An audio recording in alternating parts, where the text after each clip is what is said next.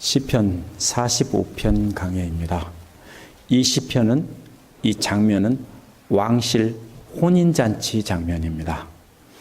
이 시편은 유대인들에게는 메시아에 관한 시편으로 받아들여졌습니다. 여기 임금님은 평범한 임금님이 아니죠. 그래서 메시아, 이스라엘을 구원할 자, 이렇게 받아들였습니다. 하나님의 모든 권위를 가지고 통치하고 모든 나라 백성들이 왕 앞에 엎드린다고 했기 때문입니다. 또 그 왕의 자손들이 계속해서 이어서 통치하고 온 세상의 통치자가 된다고 했기 때문입니다. 또 그 왕의 이름을 대대로 기억하면서 찬양할 것이라고 했기 때문입니다. 왕의 이름을 대대로 기억하면서 찬양할 것이 어디에 있습니까? 그래서 초대교회 성도들은 이 시편을 신랑 되신 그리스도와 그리스도의 신부된 교회의 연합으로 이렇게 비유해서 이해를 했습니다. 이 시편의 첫 번째 1절은 이 시편의 서론 부분입니다. 먼저 이 시편을 지은 동기를 말하고 있습니다. 마음이 흥겨워 노래를 부르니 노래가락 한 가락이라네. 이 말은요, 내 마음에 좋은 말이 소용돌이치며 맴돌고 있다는 얘기입니다. 계속 소용돌이치며 맴돌면서 그러면 결국 뭡니까? 가득 차서 흘러 넘친다는 뜻입니다. 마음 안에 뭐가 있어요? 기쁨의 찬양이 가득 차서 그것이 넘치는 장면입니다. 이렇게 넘치면 그 다음에 어떻게 됩니까? 마음속에 가득 있으면 말로 하고 싶겠죠. 그래서 그 다음에 뭐라고 합니까? 좋은 말들이 혀를 통해서 나오는 겁니다. 시편 기록자가 자기 마음속에 있던 좋은 말들을 이제 말을 하는데, 혀로 말을 하는데, 혀로 노래를 하는데, 그것이 마치 숙달된 성경 필사자의 붓끝과 같다라고 했습니다. 한번 생각해 보십시오. 성경을 베끼는 사람들은 옛날에 아주 값비싼 가죽피나 아니면 파피루스에다 쓰는데 잘 쓰는 사람들이 쓰겠죠. 그러면 그걸 가지고 어떻게 쓸까 고민하면서 쓸까요? 딱 보고 확인되는 대로 그냥 쭉 써나가는 것입니다. 무슨 소리 얘기예요? 숙달된 솜씨로 잘 쓰는 필사자의 붓끝처럼 혀끝을 그렇게 비교한 겁니다. 이렇게 자신이 아름답게 글씨를 쓱쓱 써나가는 그것처럼 혀끝에서 나오는 찬양이 그렇게 줄줄줄줄 풀려 나온다라는 뜻입니다. 자기 마음속에 가득 찬 하나님에 대한 찬양, 메시아에 관한 찬양이 막 줄줄줄줄 풀려 나온다는 것입니다. 그것이 마치 솜씨 좋은 서기관이 글씨를 막 정신없이 계속 빠른 속도로 계속 이어 쓰는 것처럼 그렇게 혀로 찬양을 지어 불러나간다는 것입니다. 2절부터 8절은 왕에 대한 찬가입니다. 2절은 먼저 사람이 낳은 아들 가운데 왕은 가장 아름다운 분이라고 했습니다. 그런데 왕의 아름다움이 외모가 아닙니다. 잘생겼다는 뜻이 아닙니다. 첫 번째 아름다움은 외모가 아니라 입술이라고 했습니다. 입술이 뭡니까? 여기서 세번역 2절 뒷부분에는 임금님의 입술에서는 은혜가 쏟아집니다라고 했습니다. 개역은 은혜를 입술에 머금으니라고 했습니다. 원어는 둘 다 조금 방향이 다릅니다. 은혜가 왕의 입술 위에 쏟아진다는 말입니다. 왕의 입술에서 은혜가 쏟아진다는 말이 아니라 원어는 왕의 입술 위에 하나님의 은혜가 쏟아진다는 얘기입니다. 그것을 의역하면 뭐예요? 그 쏟아진 은혜를 사람들에게 말하겠죠. 그래서 왕의 입술에서 은혜가 쏟아진다라고 한 것입니다. 먼저 받은 것은 하나님께서 왕의 입술에 은혜를 쏟아부어 주신 것입니다.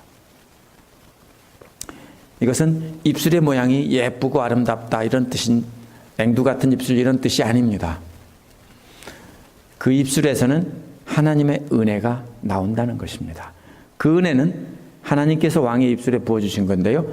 이 때문에 하나님이 왕을 영원히 복을 주셨다라고 했습니다. 뭐 때문에? 그 입에서 나오는 은혜의 말씀 때문에 복을 주셨다는 겁니다. 우리의 아름다움도 마찬가지입니다. 외모에 있지 않습니다. 하나님으로부터 쏟아지는 은혜가 입술 위에 쏟아 부어졌을 때 그가 아름다운 것입니다. 사람이나 동물이나 처음에는 뭘 보고 끌립니까? 외모를 보고 끌리죠. 아주 예쁜 강아지, 고양이 보면 예쁘다. 그렇지만 계속 키우다 보면 그 외모가 예쁜 외모가 들어옵니까? 아닙니다. 나중에는 뭐가 예쁩니까? 사람은 말씨 때문에 예쁜 겁니다. 그렇죠?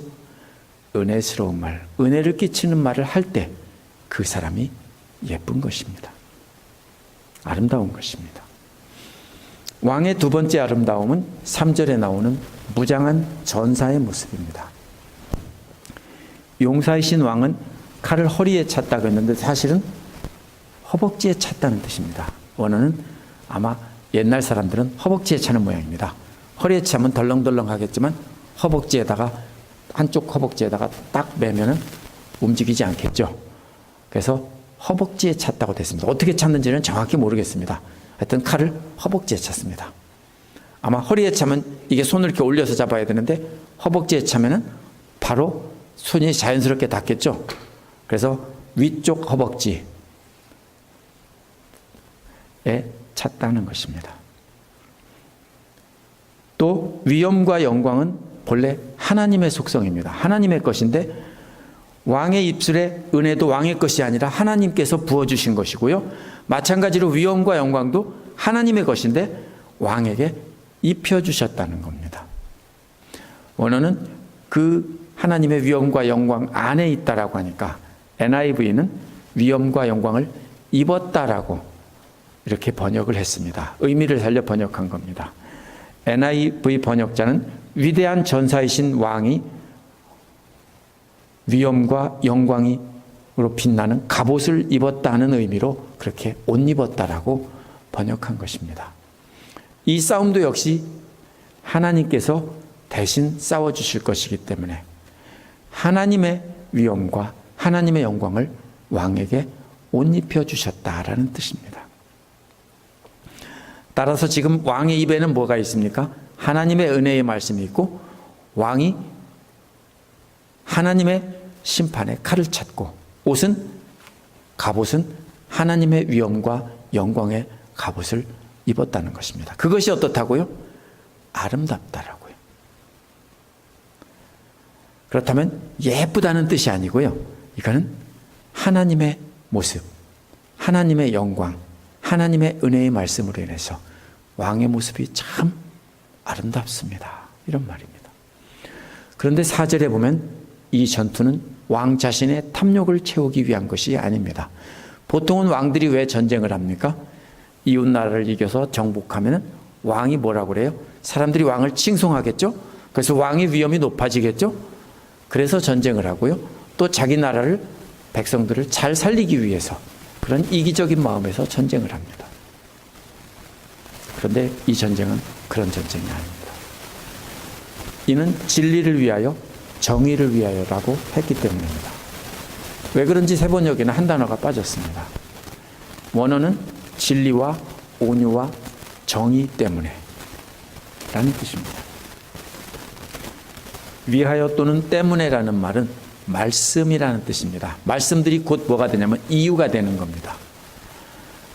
그래서 원인이라는 뜻으로 쓰인 것입니다. 말씀이라는 말이.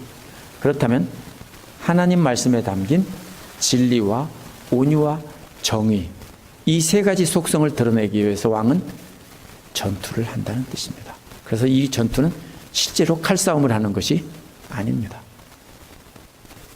왕의 오른손이 무섭게 위세를 떨칠 것입니다 라는 말은 왕의 오른손이 두려움을 던지게 하라는 뜻입니다.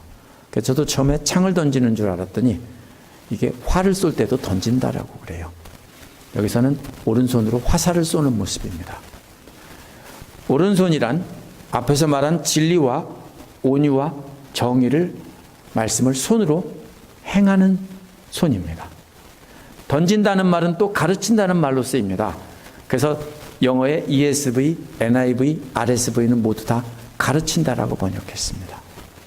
근데 우리는 원어 그대로 던진다라고 해야 됩니다. 왜냐하면요, 앞에서 왕이 갑옷을 입고 칼을 차고 있기 때문에 이번에는 왕이 활을 들고 오른손으로 쏜다라는 뜻입니다.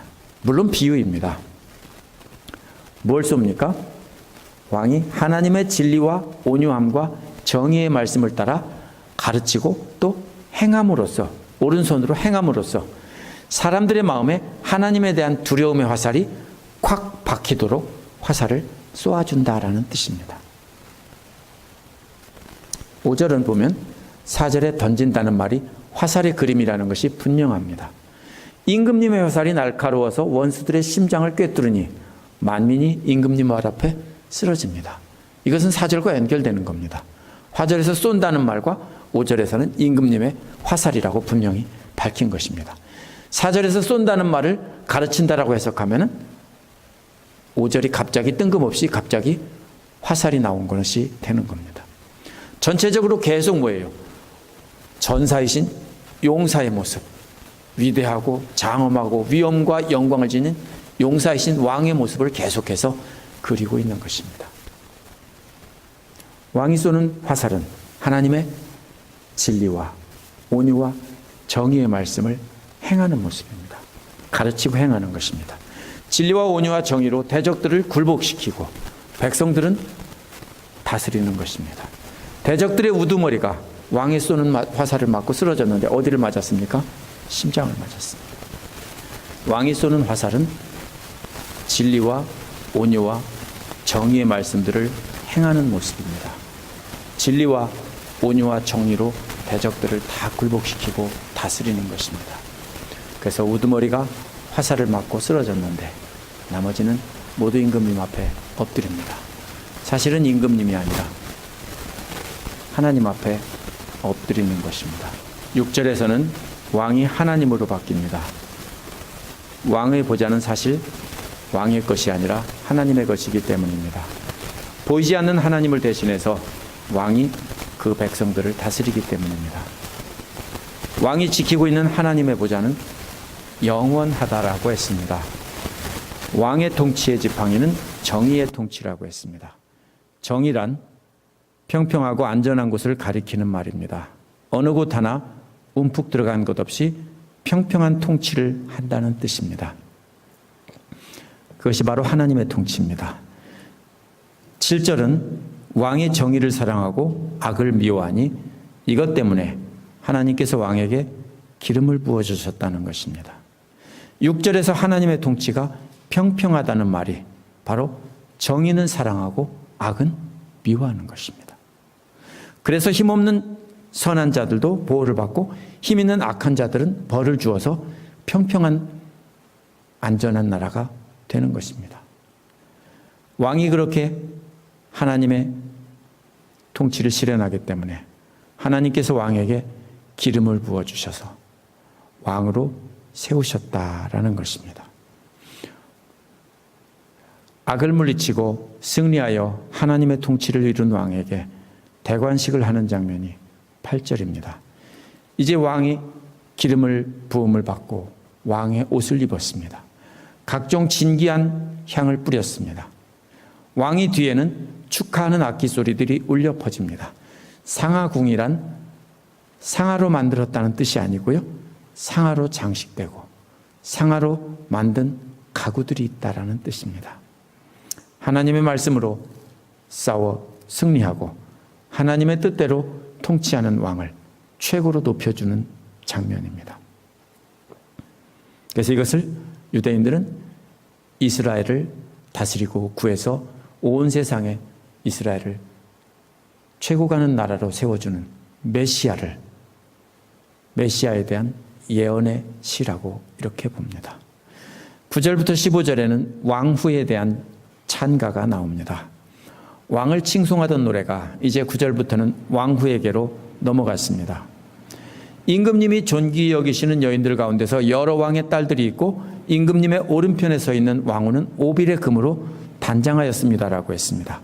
오빌은 당시 금광이 있던 땅의 이름이고요. 솔로몬의 금이 나온 곳일 겁니다. 금이 뜻하는 것은 그 자체가 진귀한 것이기도 하지만 이는 왕후의 내면의 존귀함을 뜻하는 것입니다. 존귀한 신분이라는 것입니다. 신부인 왕후는 왕궁의 결혼식 날 낯선 분위기와 고향 사람들과 자기가 자란 집에 대한 생각으로 향수병에 걸렸을 것입니다. 왜냐하면 옛날에는 왕후가 시집을 오면 이웃 나라의 공주가 이렇게 시집을 오는데 낯선 곳으로 오고 처음 보는 사람이고 신랑도 처음 보는 사람이고 다 이렇기 때문에 굉장히 힘든 상황일 것입니다. 그래서 10절에서는 듣고 생각하고 귀를 기울이라고 한 것입니다. 왕후가 해야 할 일은 앞에서 말한 왕이 말한 진리와 온유와 정의의 말을 듣는 겁니다. 생각하라는 말은 잘 보라는 뜻입니다. 먼저 듣고, 잘 들으려면 어떻게 해야 되죠? 말하는 사람을 바라보는 겁니다. 그게 생각한다는 말의 뜻입니다. 잘 듣고 말하는 사람을 쳐다보라고요. 혹시 그런 분들이 있어요? 제가 설교할 때 고개는 숙이고 귀로만 잘 들을 분 있어요? 그거 쉽지 않습니다. 쳐다보지 않으면 잡생각, 딴 생각이 들어오게 마련입니다. 바라보면 집중할 수 있는 겁니다. 그래서 잘 듣고 잘 바라보고 집중하면서 듣고, 그 다음에 마지막으로는 귀를 기울이라는 말은 귀를 잡아들이면서 경청하라는 것입니다. 이렇게 귀를 잡아들이면서. 이게 뭐예요? 고향 생각을 하고 슬픈 마음이 들 때 생각 안 해야지가 아니라 왕의 말을 잘 귀 기울여 들으면 된다는 것입니다. 11절은 그리하면 임금님께서는 그대의 아름다움에 사로잡힐 것이라고 했습니다. 여인의 아름다움은 외모에 있지 않고 다른 사람의 말을 잘 경청하는 태도에 있습니다. 사람도 그렇습니다. 처음에는 뭣도 모르고 뭐예요? 외모를 보지만 보면 볼수록 만나서 이야기만 하면은 귀를 기울여주고, 그죠? 별것도 아닌 얘기도 깔깔거리고 웃어주면서 잘 들어주면 어떻습니까? 참 좋습니다. 여자들끼리 여자친구도 마찬가지예요. 친구도 누가 친구예요? 내 말을 잘 들어주고 함께 웃어주고 함께 울어주고 이렇게 공감해주는 사람이 친구지, 혼자 신나게 말하고 나 말했다고 하고 집에 가는 사람은 친구가 아니에요. 그거는 매력 없어요. 혹시 그 다음에 또 만날까 봐 무서워요. 맞죠? 또 만날까 봐 무서워요. 여기서 뭐예요, 이게요? 임금님이 그대의 매력에 사로잡히는 비결은, 왕후의 매력에 사로잡히는 비결은 왕후가 임금님의 말씀을 잘 듣고 임금님을 똑바로 잘 쳐다보고 눈 반짝반짝하면서 웃으면서 잘 귀 기울여 들으면은 그대의 매력에 사로잡힌다는 겁니다. 과거를 돌아보고 슬퍼하고 왕의 말에도 귀를 기울이지 않으면 왕도 뭡니까? 뭐 이런 여자가 다 있어. 내가 여자가 너밖에 없냐 하면서 왕은 돌아서서 다른 여자에게 갈 겁니다. 그리고 저 여자의 신분을 한 단계 내려라. 그렇게 하겠죠? 옛날 왕이라면. 다른 사람의 말에 경청하는 태도가 없다면 우리도 마찬가지입니다. 어느 누구의 사랑을 받을 생각을 하지 말아야 합니다. 말을 잘 들을 줄 모르는 사람은 사람들에게 사랑받을 수 없습니다. 이어서 임금님은 그대의 주인이시니 그대는 임금님을 높이십시오라고 했습니다. 임금님을 높이라는 말은 그 앞에 엎드려 절하라는 뜻입니다. 아니, 세상에 남편한테 무슨 절을 해? 그게 아닙니다. 옛날에 왕과 왕후는 왕 앞에 엎드려서 절해야 되는 존재입니다. 그래서 나를 낮추는 것이 바로 상대를 높여주는 것입니다. 하나님의 말씀을 전하고 행함으로 통치하는 왕이기 때문에, 그 왕은 누구입니까? 하나님의 대리인입니다. 그렇죠? 그렇기 때문에 그를 세우신 하나님을 높인다는 뜻으로 그 앞에 엎드리라는 뜻입니다. 다른 사람의 말에 귀를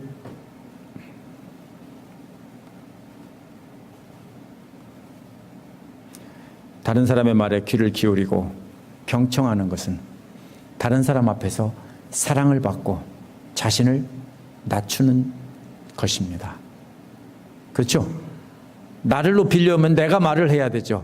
너는 들어라 그래야 되죠. 그런데 상대방을 높여주려면 우리는 조용히 듣고 제가 듣겠습니다. 주의 종이 듣겠습니다. 이런 태도로 잘 들어줘야 하는 겁니다. 그러면 우리도 하나님의 사랑받고 또 다른 사람에게도 사랑받습니다. 12절엔 앞부분에서 두로의 사신들이 선물을 가져온다고 했습니다. 두로의 딸들이 선물과 함께 얼굴을 대한다라는 뜻입니다. 그냥 맨몸으로 오면 뭐예요 이건요? 별로 존중하지 않는다는 뜻이에요. 그죠? 존중한다면 뭐래도 귀한 선물을 가지고 가서 주면서 만나려고 하겠죠. 특히 그렇죠. 왕비를 만난다면 더 그렇지 않겠어요? 또 가장 부유한 백성들이 그대를 총애를 구합니다라고 했습니다. 세상에서 가장 부자 사람들이 왕후에게 잘 보이려고 애를 쓴다는 말입니다. 이게 어떨 때 그래요? 이 왕비의 영광이 아니에요. 누구 때문에 그래요? 왕 때문에 그래요. 그렇죠? 왕이 하나님의 영광과 그런 온유와 이런 것을 다 가지고 하나님의 말씀을 전하고 하나님의 손으로 통치를 하기 때문에 모두가 다 이웃 나라들까지 다 이렇게 존중을 하는데 왕비가 바로 그 사랑받는 여인이기 때문에 사람들이 왕비에게 와서 다 엎드린다는 겁니다. 그러니 과거를 생각하며 슬퍼하지 말라는 것입니다. 슬퍼하지 말아야 될 이유가 13절, 14절에 나옵니다. 13절은 원어에서 왕의 딸은 그 안에서 온갖 영화를 누리니라는 말로 시작합니다. 궁궐 안에 모든 영화를 다 누린다는 것입니다. 그 중에 한 예가 뭐냐면 금실로 술을 놓은 옷을 입는다는 겁니다. 14절은 오색 찬란한 옷을 차려입고 임금님을 뵈러 갈 때 그 뒤에 들러리로 따르는 처녀들이 줄을 짓는다고 했습니다. 들러리로 따르는 게 뭐예요? 권위를 나타내는 거예요. 혼자 딸랑 가면 권위가 없죠. 근데 제가 어디 가는데 우리 집사님들이 이웃교회 부흥회를 가는데 우리 집사님들이 20명이 따라와서 쫙 들어온다. 그러면 어떻게 돼요? 제 얼굴이 서는 거예요. 무슨 말씀인지 아세요? 그런 뜻이에요. 그래서 이 왕후가 가는데 시녀들이 뒤에 쭉 줄져서 많이 가면 많이 갈수록 그게 뭐예요? 그 사람의 신분을 나타내는 거예요. 그 왕의 뒤에 수많은 처녀들이 왕비의 권위를 나타내며 고개를 숙이고 종종걸음으로 따라갑니다. 15절은 그들이 기뻐하고 즐거워하며 안내를 받아 왕궁에 들어갈 것입니다. 누가요? 왕비만이 아니라 왕비를 따라가는 모든 처녀들도 다 함께 기뻐하고 즐거워하면서 궁으로 들어갑니다. 왜? 자신들이 모시고 있는 왕비가 존중을 받기 때문입니다. 왕은 이미 왕궁 안에서 왕비를 기다리고 있습니다. 그래서 이것이 바로 뭐예요? 왕과 왕비의 결혼식 장면으로 이렇게 그린 것입니다. 이제 16절, 17절은 이 시편의 결론입니다. 왕과 왕비의 결혼식의 결론입니다. 16절은 임금님의 아들님들은 조상의 뒤를 이을 것입니다. 무슨 말이에요? 임금님의 아버지도 왕인데, 그죠? 그 아버지들의 왕의 자리에 있던 것처럼 계속 그 뒤에 아들들도 왕의 자리에 있을 것이다 라는 뜻입니다.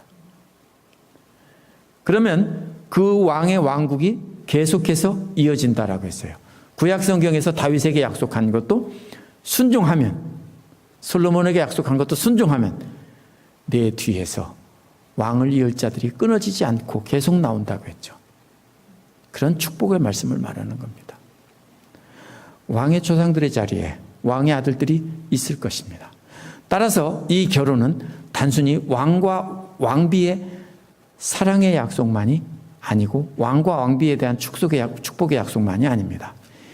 왕과 왕비의 결합을 통해서 그 후손 대대로까지 축복하시겠다는 약속입니다.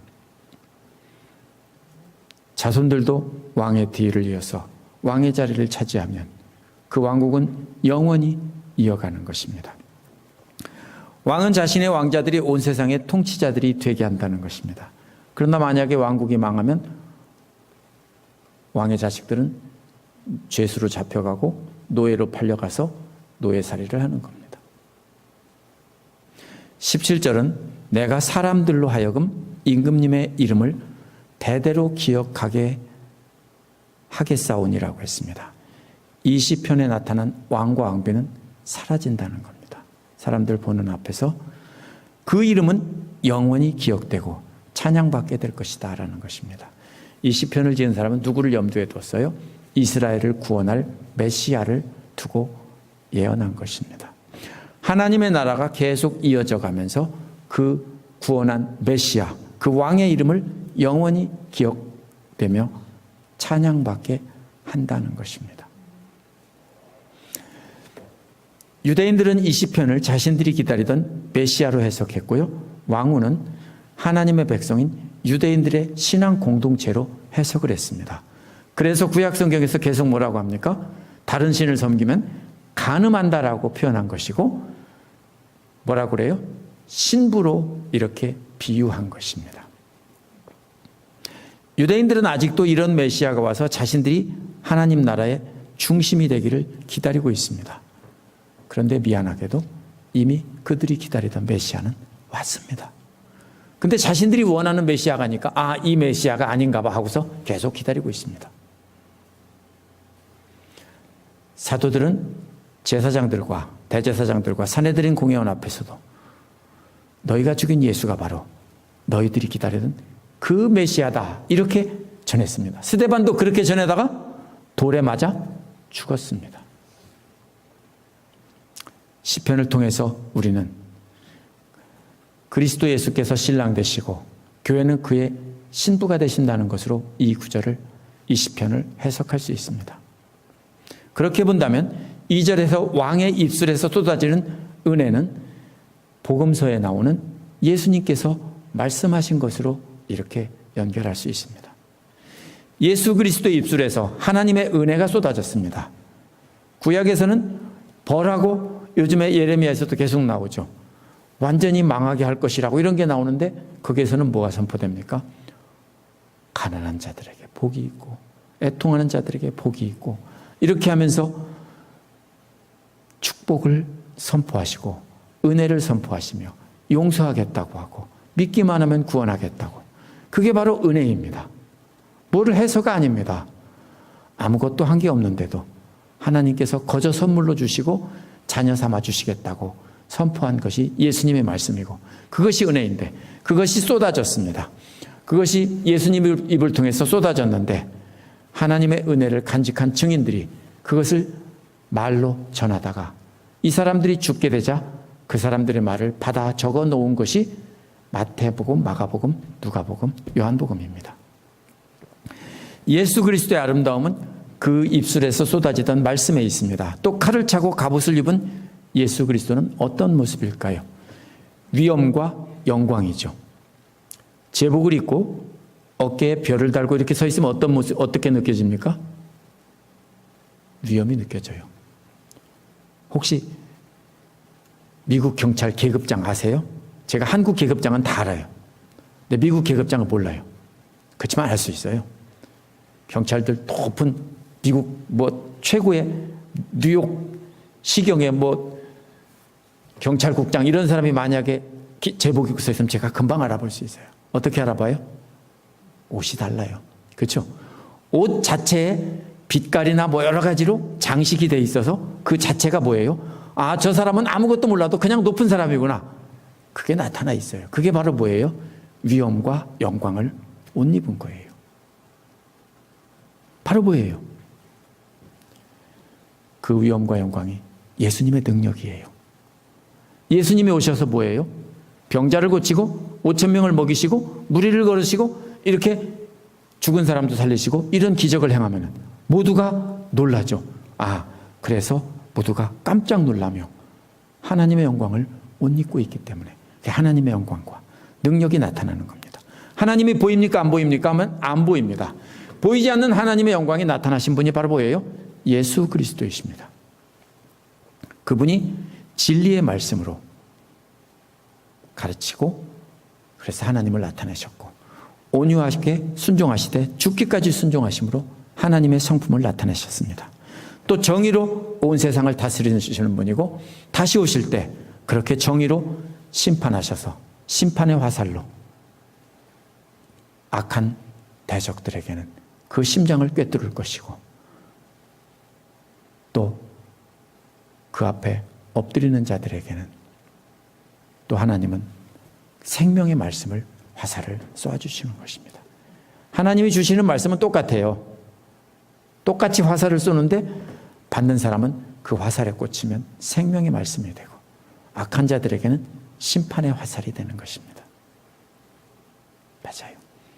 제가 하나님 말씀을 전해도요. 어떤 사람은 은혜로 받고 어떤 사람은 왜 나를 가지고 이렇게 공격하냐고 할 수 있죠. 그러면 심판의 화살이 되는 겁니다. 그분은 정의를 사랑하고 악을 미워하기 때문입니다. 영원한 왕이신 그분이 심판주로 오실 것입니다. 오늘 말씀에 나타난 왕후는 제가 아까 뭐라고 했습니까?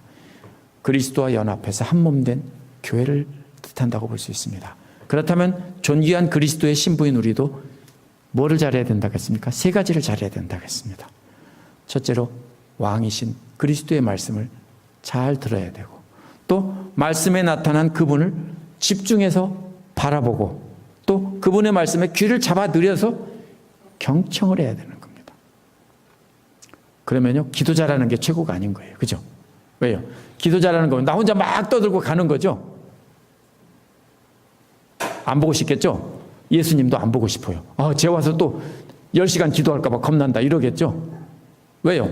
자기 욕심으로 하고 싶은 얘기만 따다다다다닥 10시간 동안 기도한 다음에 내가 기도 많이 했다라고 하는데 뭘 원해요? 잘 듣고 집중해서 바라보고 귀를 잡아 들이면서 예수님의 말씀을 경청하는 것을 바라십니다. 그게 뭐예요? 주님이 나의 왕이시고 나의 주인이십니다라는 표현이에요. 나는 그분 앞에 엎드린다는 표현이에요. 그래서 우리가 예수님의 말씀을 듣고 하나님의 말씀을 듣는 겁니다. 우리는 영원한 왕이시고 만왕의 왕이신 예수 그리스도의 그분의 신부이기 때문에 우리가 과거의 삶을 돌아보며 그리워하고 슬퍼하면 안 됩니다. 뭐하고 똑같아요? 출애굽한 이스라엘 백성들이 먹을 게 없으니까 하나님을 원망하며 이집트에서 노예살이 하다가 잘 먹고 잘 살 때 그때가 좋았다라고 말하는 것과 똑같습니다. 하나님이 어떻게 했죠? 열받았어요. 그렇죠? 그래서 불뱀과 구리뱀 이런 얘기들이 나오는 겁니다. 우리가 그리스도의 신부로 고난과 핍박 가운데 살게 돼요. 그러면 과거의 세상에서 내 맘대로 누리며 살 때 그때를 그리워할지 몰라요. 저도 가끔 그런 때가 있어요. 지금보다 그때가 훨씬 살기가 좋았어요. 교회에서 충성하고 봉사하며 평신도로 잘 섬기던 때가 더 좋았다라고 말하고 싶은 때가 있어요. 그게 뭐예요? 그때가 좋았지 하고 과거를 돌아보는 것은 하면 안 되는 거예요. 뭘 해야 돼 그러면요? 지금 힘들지만 주님을 바라보고 주님의 말씀을 들어야 되는 겁니다. 왜 그렇게 합니까? 우리가 얼마나 존귀한 존재인지 모르기 때문에 그렇게 하는 겁니다. 이스라엘 사람들이 광야에서 헤맬 때 왜 그랬습니까? 앞으로 얼마나 놀라운 것을 받을 존귀한 존재인지 축복을 받을지 모르기 때문에 그것도 못 참은 겁니다. 본문에서 두로의 딸들이 선물을 가지고 오고 세상의 부유한 백성들이 왕후에 잘 보이기려고 귀한 것을 가지고 와서 이렇게 손바닥을 비비는 그런 것처럼 우리는 그렇게 장차 가장 존귀한 존재가 된다는 것입니다. 따라서 이제는 세상의 부귀영화를 자랑하지 말고 그리스도의 신부로 합당한 우리의 내면의 오빌의 금과 같은 고결한 삶을 자랑해야 되는 것입니다. 우리는 장차 금실로 수놓은 옷을 입고 그리스도의 신부로 그리스도와 함께 천국을 누리며 영원히 영광을 누릴 존재입니다. 그러한 소망을 가지고 이 땅에서 그리스도의 신부로 살아가면서 예수 그리스도의 이름을 전해서 우리 자손들 대대로 그 이름을 기억하며 길이길이 찬양하도록 해야 합니다. 기도하겠습니다.